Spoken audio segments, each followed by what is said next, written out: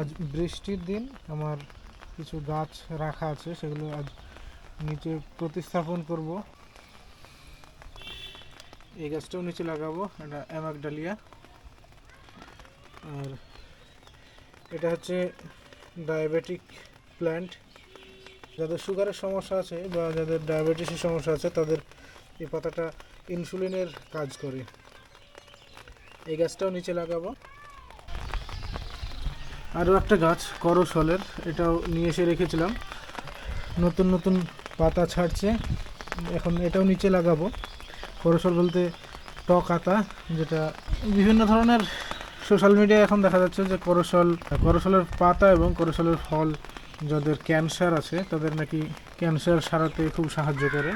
এই সেই করসল, এটা নিচে লাগাবো। তো এগুলো এখন সব নিয়ে যাবো নিচে।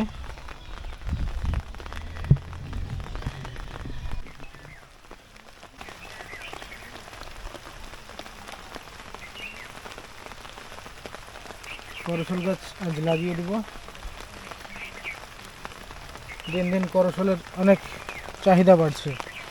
ক্যান্সারের জন্য এটা খুব বিখ্যাত একটা ফল এবং পাতাও, এর কার্যকারিতা অনেক বেশি।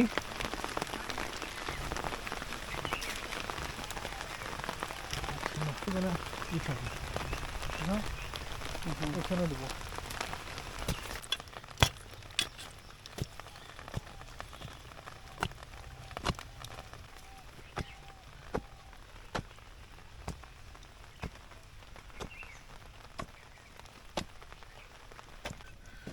খোঁড়া প্রায় শেষের দিকে, আর বেশি খুলবো না,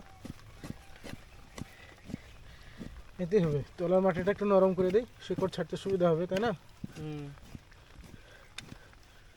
একটু পানি দিতে হবে। এটা একটু সাপ পাউডার দেবো, কিছু ফাঙ্গিসাইড দেবো যেন শিকড়টা নষ্ট না হয়।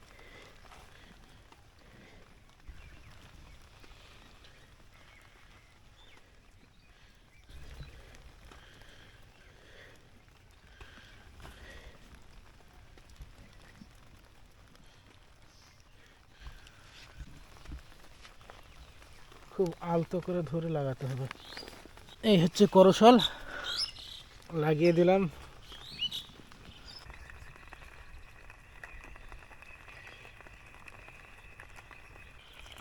একটাই অপেক্ষা, এখন ফল কবে হবে আর ফলটা কেমন হবে।